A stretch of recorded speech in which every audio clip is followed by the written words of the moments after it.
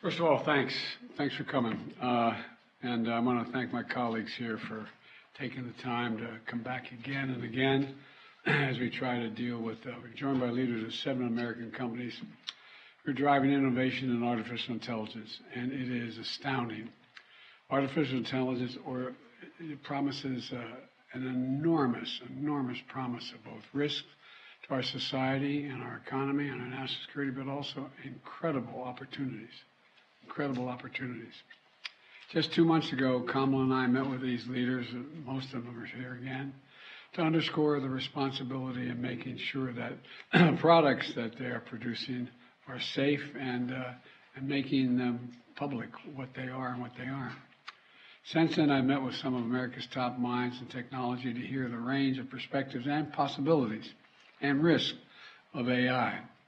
Kamala can't be here because she's traveling to Florida, but she's met with civil society leaders to hear their concerns about the impacts on society and ways to protect the rights of Americans. Over the past year, my administration has taken action to guide responsible innovation. Last October, we introduced the first of its kind AI Bill of Rights. In February, I signed an executive order to direct agencies to protect the public from algorithms that discriminate. In May, we unveiled a new strategy to establish 7 new AI research institutes to help drive breakthroughs in responsible AI intervention. And today, I'm pleased to announce that these 7 companies have agreed to voluntary commitments for responsible innovation. These commitments, which the companies will implement immediately, underscore 3 fundamental principles: safety, security, and trust. First, the companies have an obligation to make sure their technology is safe before releasing it to the public. That means testing the capabilities of their systems, assessing their potential risk, and making the results of these assessments public. Second, companies must prioritize the security of their systems by safeguarding their models against cyber threats and managing the risk to our national security and sharing the best practices and industry standards that are necessary. Third, the companies have a duty to earn the people's trust and empower users to make informed decisions labeling content that has been altered or AI generated, rooting out bias and discrimination, strengthening privacy protections, and shielding children from harm. And finally, companies have agreed to find ways for AI to help meet society's greatest challenges, from cancer to climate change, and invest in education and new jobs to help students and workers prosper from the opportunities, and there are enormous opportunities of AI. These commitments are real and they're concrete. They're going to help industry fulfill its fundamental obligation to Americans to develop safe, secure, and trustworthy technologies that benefit society and uphold our values and our shared values. Let me close with this.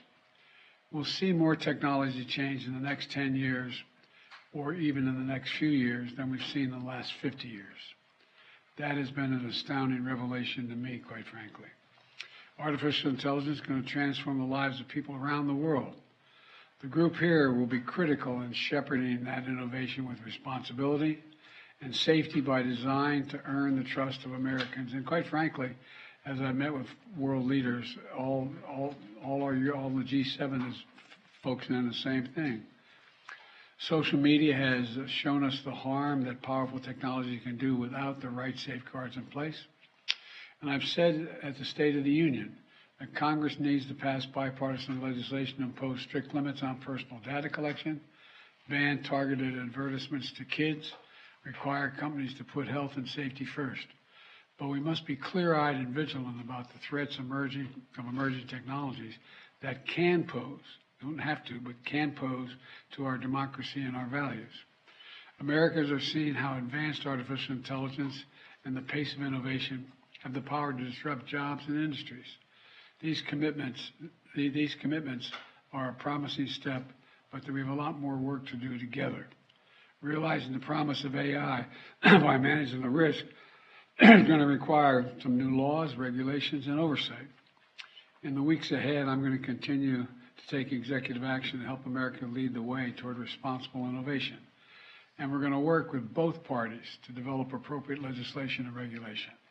I'm pleased that Leader Schumer and Leader Jeffries and others in the Congress are making this a top bipartisan priority.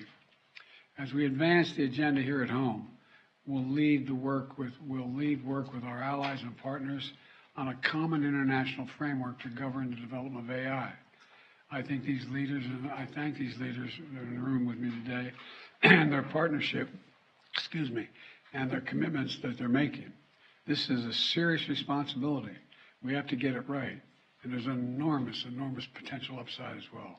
So I want to thank you all, and they're about to go down to a meeting, which I'll catch up with them later. So thank you, thank you, thank you.